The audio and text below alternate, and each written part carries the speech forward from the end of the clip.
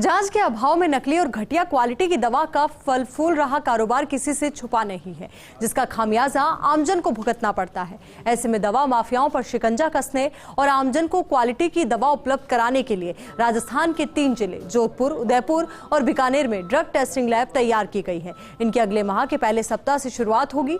देखिए इसी को लेकर फर्स्ट इंडिया की ये एक्सक्लूसिव रिपोर्ट।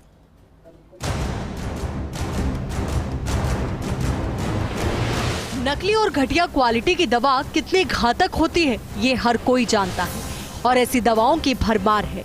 हालात ये है कि कई दवाएं तय मापदंड की नहीं है तो कई दवाओं में तय घटक 0 तक है और इसके पीछे कारण सिर्फ एक है, जांच का दायरा कम होना।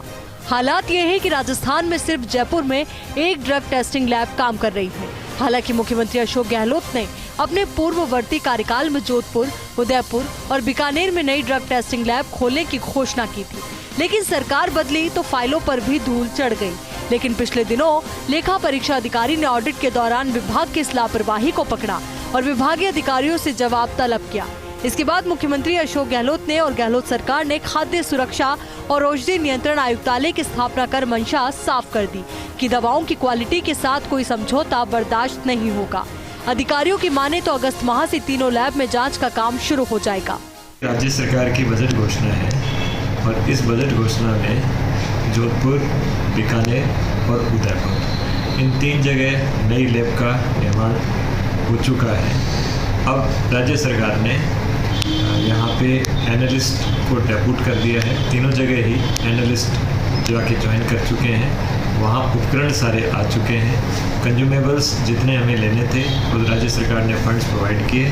उस फंड्स के अकॉर्डिंग सारे कंज्यूमेबल्स भी आ गए हैं। अब सिर्फ कैलिब्रेशन का काम बाकी है।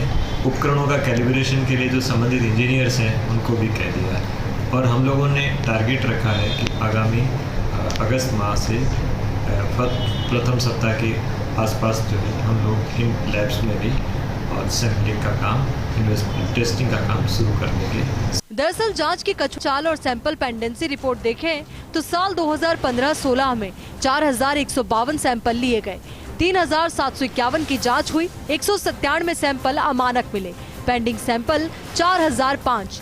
2016-17 में 4303 सैंपल लिए गए, 3689 की जांच हुई, 182 सैंपल अमानक मिले, पेंडिंग सैंपल 4606। 2017-18 में 4149 सैंपल लिए गए, 2861 की जांच हुई, 300 सैंपल अमानक मिले, पेंडिंग सैंपल 5888। 2018-19 में 3207 सैंपल लिए गए, 3464 की जांच हुई, 206 सैंपल अमानक मिले, पेंडिंग सैंपल 5625। 2019-20 में 5619 सैंपल लिए गए, 3742 की जांच हुई, 193 सैंपल अमानक मिले, पेंडिंग सैंपल 7483। इसी तरह 2020-21 में 5288 सैंपल लिए गए, 6409 की जांच हुई, 155 सैंपल अमानक मिले, पेंडिंग सैंपल 6345। वहीं 2021-22 में 5676 सैंपल लिए गए, 5928 की जांच हुई, 171 सैंपल अमानक मिले, पेंडिंग सैंपल 6077। इस लेट लतीफी पर एजी की टीम भी लैब नहीं खुलने पर चिंता जता चुकी है। औषधि नियंत्रक संगठन से किए गए जवाब तलब में ये चिंता जताई गई कि राजस्थान की एकमात्र लैब जयपुर में 6000 दवाओं के नमूनों की जांच पेंडिंग है। हालात ये कि जब तक दवा की जांच रिपोर्ट आती है तब तक उस दवा का बैच बाजार में बिक भी चुका होता है या फिर वो घटिया दवाएं अवधि पार हो चुकी होती है। लैब की लेट लतीफी को आमजन की सेहत के साथ माना गया खिलवाड़। इसके बाद लैब्स की शुरुआत को लेकर अफसर एक्शन मोड में आए। आखिरकार अगले माह से तीनों लैब शुरू करने की सभी तैयारियां पूरी हुई। 20 करोड़ रुपए की लागत से विकसित की जा रही है तीनों नई लैब में सिविल समेत अन्य सभी काम पूरे हो चुके हैं। एनालिस्ट की नियुक्ति हो चुकी है, साथ ही सभी इंस्ट्रूमेंट भी आ चुके हैं और इनकी फिटिंग का काम चल रहा है जो इस माह तक पूरा हो जाएगा। उसमें 2 तरीके के काम किए हैं। एक तो जयपुर की जो लैब की कैपेसिटी है उसको काफ़ी हद तक बढ़ा दी गई है। वहाँ पे फार्मासिस्ट भी डेप्यूट हैं और 7 एनालिस्ट जो नए लगाए हैं, अर्थात 7 लोग अब टेस्टिंग पे एक साथ साइन कर पाएंगे। पहले एक ही व्यक्ति साइन कर पाता था। आज के समय टोटल कुल मिला के 10 लोग ऐसे हैं जो वहाँ पे रिपोर्ट्स पे साइन कर सकते हैं, जाँच कर सकते हैं। तो कैपेसिटी हमारी जयपुर की बहुत अधिक बढ़ गई है।